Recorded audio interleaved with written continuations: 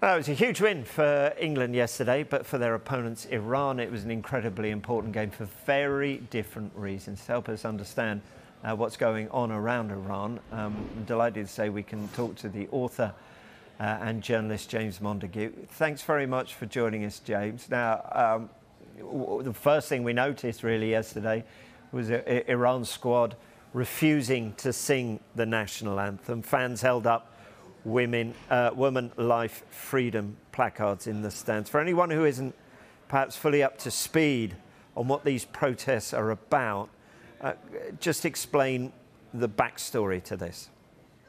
Well, I mean, the Iranian national football team has quite a political history. I mean, every time they go to a World Cup finals, and they have been to quite a few World Cup finals, there's often been a political crisis, or there's been an election that's gone wrong. And usually because football is so popular there and the football federation is so connected to the government, that and the collectivism that you get within football. So, for instance, when you had the USA team was beaten by Iran in 1998, there was 1 million people on the streets of Tehran.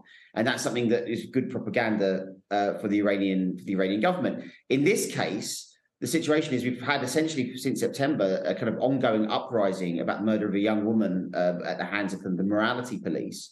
And that's created this uprising. And Iran is an extremely closed society. And so there isn't free press. But on social media, there is quite a vibrant discourse. And protesters have been really demanding that the people who have high visibility in Iranian society and amongst the diaspora, so artists, musicians, especially national football team players for Team Melli, that they should stand up and they should back the protesters.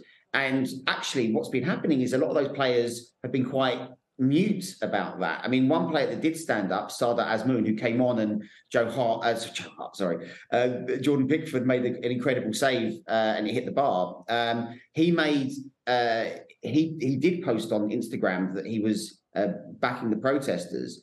But then what happens is he then says that the entire squad are prevented from talking about it, and that then he has to apologise to his teammates. And there was even talk that Carlos Queiroz was going to be forced by the federation, by the government, to drop him from the squad. So there's a lot of people who are very unhappy in Iran, protesters in particular, with this national team, and everybody was looking towards the England game and this national anthem, which is tied to the Islamic Revolution in '79, tied to the regime. Would this be the moment that they finally back the protesters and show a collective kind of viewpoint towards backing them? And I mean, I was in the stadium yesterday in Doha, and I can tell you they did. And it was incredibly emotional moment in a way, because you realise that these players who, the Islamic regime of Iran is an extremely punitive one. It punishes families, it punishes dissent, it punishes, if you're out of the country, it punishes your family that are left back in Iran. So these guys were making a statement that could have far-reaching consequences,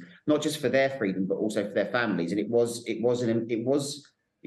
quite an incredible thing to witness. Yeah, so El Nasra Kabi, I'm thinking of here, who, if people don't know, she competed without a hijab, didn't she, in Seoul, and there was fears about her safety and her family's safety. Are those fears now being reflected then amongst those footballers who didn't sing the anthem yesterday?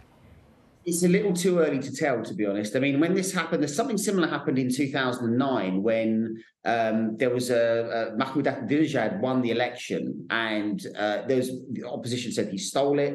And this led to the Green Movement, this kind of uprising that took place. And I mean, it was a failed uprising in the end, but this all happened during Iran's World Cup qualification campaign. And during the last game against South Korea in Seoul, the players wore green armbands, especially the captain, Ali Karimi. And, they were getting also that the pro-government media, pro-regime media were saying that they should be arrested, they should be jailed, they should be given travel bans. Interestingly now, I mean, none of that actually came about. It seemed to be a lot of bluster and it kind of quietly went away. But Ali Karimi, who is now retired, has been one of the most outspoken voices in favour of the protesters. And he's currently now in exile in Dubai. And he basically has a criminal case in Tehran effectively for sedition. So you can see what this is. When I've spoken to a lot of activists here. A lot of them have to be anonymous because it's very dangerous to speak out. Some of them were very, very happy to see this happen, that they would speak out or not speak in a way of speaking out. Finally, others have said this is a trick by the regime as a kind of way to look like taking the pressure off the players. It was a mixed kind of scene in the crowd as well with the Iranian fans, because the government had actually, or 6,000 to 7,000 fans had arrived from Iran, and many of them with the Islamic Republic flag. And I've gone to many Iranian national football team matches in the past, and you see a lot of protest, a lot of the pre-revolution of '79 flag, Kurdish flags, flags that were for women's rights. And those were actually, there weren't many of them there. So this crowd was already quite a mixed bag. You did see one flag with the Woman Life Freedom banner, which has become this Kurdish phrase that has become kind of the symbol, kind of the slogan of this uprising. And it was quite interesting that when this national anthem was not being sung, there was a lot of booing. And, there was a lot of booing because on the one hand, there were people who were kind of unhappy with the players because they weren't backing the revolution, the uprising enough, but also they're being booed by kind of the pro-government people who saw it as a shame. And they were seeking be shut up, which is kind of like dishonorable. And so it's an extremely complicated situation. I mean, the next two games are going to be, really interesting to see what happens after the game.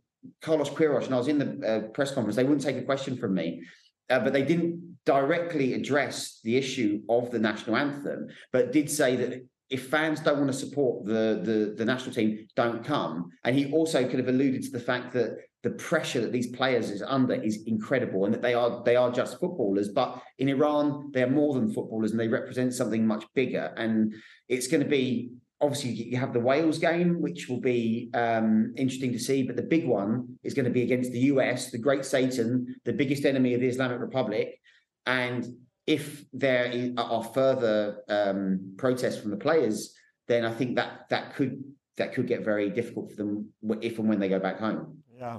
What we are hearing is that state broadcasters cut away from the team pitches during the anthem, and they cut the audio on any anti-protest chants in the stands yesterday. So with that in mind, how important is it that the message of the team and the fans are being seen at such a global event? Well, they're in a very, very tough spot at the moment. They have to send a message to the people in this very difficult time, a kind of mass uprising, whilst also protecting their families and not doing anything that would jeopardize them. And at the same time, try and play football.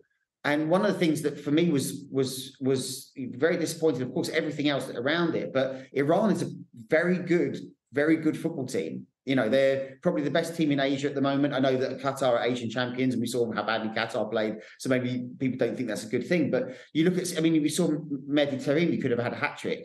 Sada Azmoun, when he came on, it kind of, the dynamic in the game kind of changed. I know England were far ahead, but you can imagine the pressure that those players are under. The Qatari players are under a huge amount of pressure as well. But the Iranian players are under this level of pressure that I don't think any of us could ever understand. And when you juxtapose that with this One Love band, armband kind of discussion going on with the English FA, and the fact that they decide, and the Welsh FA, and many other FAs deciding not to wear it, or their captain not to wear it, it looks sad. It looks ridiculous.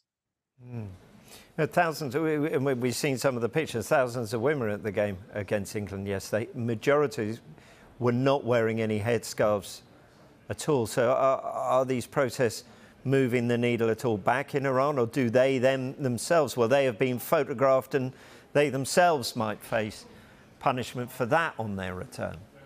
I think you've got to understand that because of the revolution in '79, there's a lot of Iranians that don't live in Iran. And so whenever I've gone, for instance, when I went to the 2006 World Cup, when Iran qualified, then the vast majority were from the Iranian diaspora. And then you never saw hijab.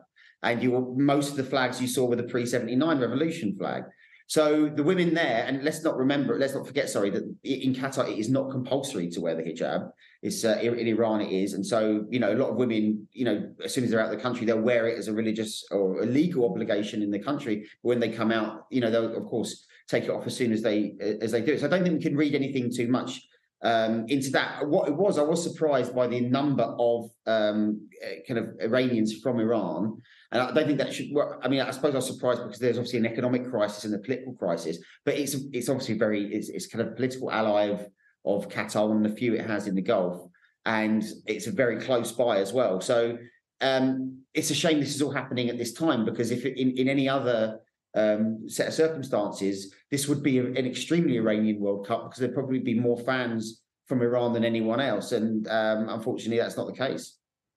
James, fascinating to speak to you. Thank you very much.